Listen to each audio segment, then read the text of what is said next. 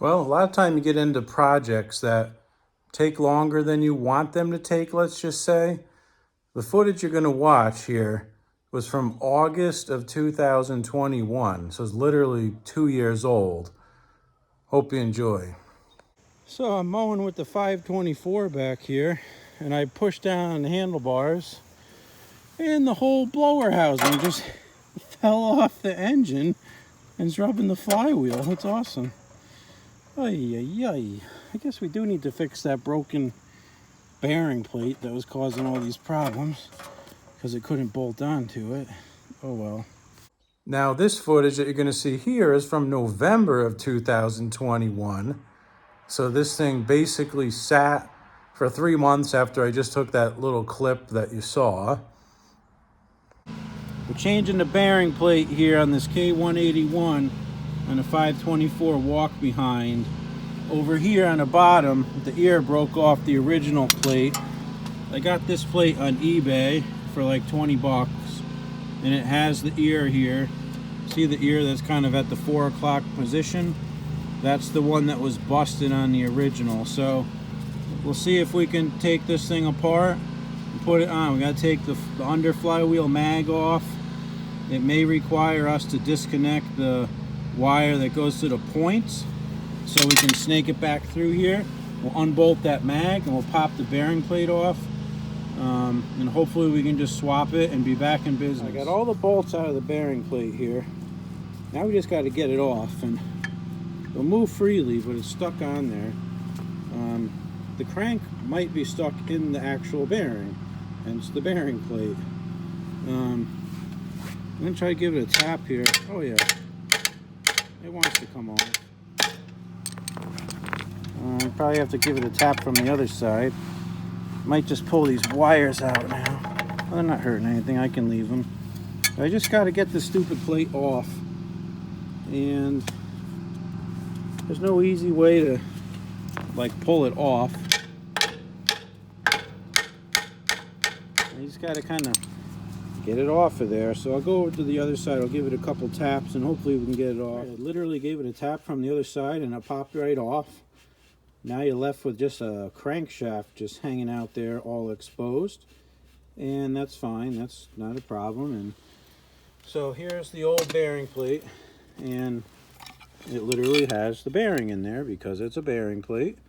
And at this point I can pull my spark plug wires out through the hole, and let's see, there we go. Now let's flip this thing over. See about these gaskets. That's my only concern here, is I gotta somehow address these shim gaskets. This one has nothing on it, and this one has one. That's how you adjust the end play of your crankshaft. And I was kind of hoping that I could just put this gasket on the other one and leave it at the same setting and be good, but I actually may not be able to get this gasket off. It might be destroyed. So that may delay this project until I can get some gaskets. I should have thought of that before I took it apart, but I might have some in the garage, so we'll check. It's the next weekend and I got a gasket in the mail here. So let's open it up and check it out, see what it's all about. Let's see.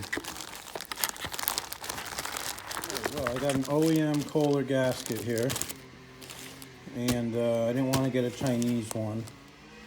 Crafted in US. That's cool. You don't see that too often anymore. May cause cancer and reproductive harm. You know all those people that go sterile from Kohler bearing plate gaskets? I thought I saw that on the news the other night, but you never know. Weird things happen in California. Here's the brand new OEM gasket, and that will go on here like this. Okay, so we're going to clean this up a little bit over here before we put it back together, and then we'll see where we're at. Sprung for a brand new roll of mouse nest making material here, and I'm just going to give that a little spray with some of this brake cleaner here. Just wipe down the mating surfaces here where this will go against that. Install this bearing plate. You got to get the bearing pressed onto the crank. It worked really good. So the original bolts are really short. They're like maybe 3/4 of an inch or something. So you don't have a lot of room to pull it on. So I've got it pulled on flush with these nuts here. Now I'll take these bolts out and I'm putting the original bolts in and we'll tighten it up and it should be good. You hear some popping and banging as it goes over the shaft here and gets the oil seal on there and everything, but we should be in good shape, I think. You ever just work on a simple little job and the dumbest stuff goes wrong? Well, this bolt just broke off that holds on the coil. Check it out. I think we can get it out, but it's just like aggravation we don't need, right? So this top bolt here that holds the coil on, I just tighten it. Not even going tight, just bam, snaps right off. So let me get some vice grips and see if we can grab that stud and pull it off. Let's see, I got the vice grips on that stud. Oh yeah, it's coming right out. It's no big deal. Got lucky there, huh? I don't know why it broke. It's pretty lame. I mean, it's not like it's doing anything that's hard or nothing. It's just wanted to be a jerk to me, I think. Let me see. Yeah, it's going to be one of those ones that fights you the whole way. Luckily, it's coming right out. Let's see. Here we go. Kind of weird. I don't know if it like bottomed out and it wasn't tight or something, but it just snapped right off. Oh well. I'll just put a different bolt in there and try it again. That worked. One other thing I noticed, I had the bolt over here and when I sucked on the bearing plate and it caught on this tin and it bent the crap out of that hole there. So we'll have to straighten that before we put the flywheel back on. So we're to the point where we're going to put the flywheel back on. These flywheels are really simple. It's just a magnet and a keyway. So I got the key partially installed in the crank. Just slip this thing over it and then we'll hammer the key in a little bit when we're done. All right, so the flywheel's on. And if you remember, this thing had like this stupid rope starting cup on there, no recoil. So I happen to have laying on my shelf this blower housing here that's it's actually off a K141. Actually off one of these Moto Mower snow blowers. But it's the same as the 8-horse. This one has a little bit of rot on the bottom here. You can see that. So it ain't perfect, but it's better than the mangled up yellow one that was on here. And we got a starter cup here. Now, almost every one of these I've ever seen is broken, where there's supposed to be a tab here that hangs down and like interfaces in the flywheel in those little grooves. But they're always broken, so we're gonna put this on. In order to put this on, we got to take the starter part of the blower housing off, put the blower housing on, then mount the pulley, and then put the starter part back on. So let's take these screws out and we'll see what we got. Well, I spent 2 hours trying to get a blower housing onto this stupid K181.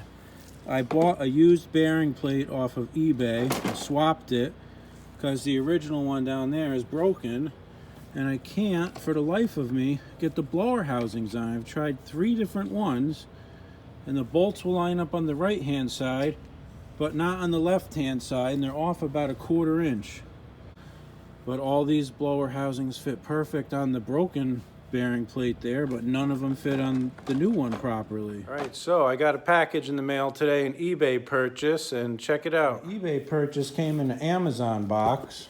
I guess the dude's psyching out the mailman, making him think that it's a precious Amazon, but it's just on eBay.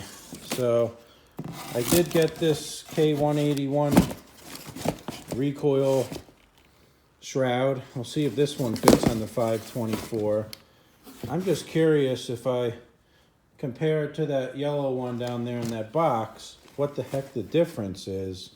So let's just hold them next to each other and see if there's any difference. Right, interesting. So the yellow one, which is for an electric start, seems to fit inside of the other one, which tells me that the other one's a little bit bigger, which is what my problem was the whole time. That was off a little bit.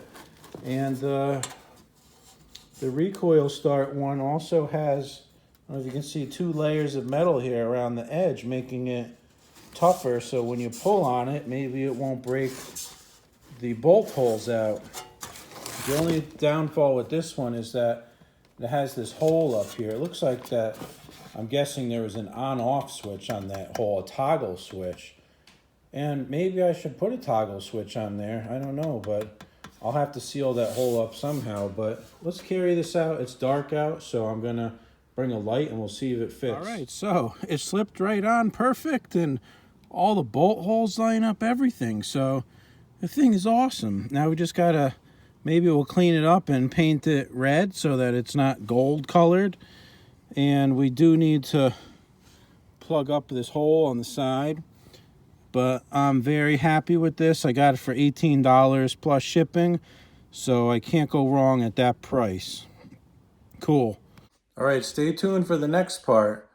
Fast forward 2 years from here, and August 2023, we're going to pick up in the next video. Thanks for watching. Subscribe, guys. Subscribe.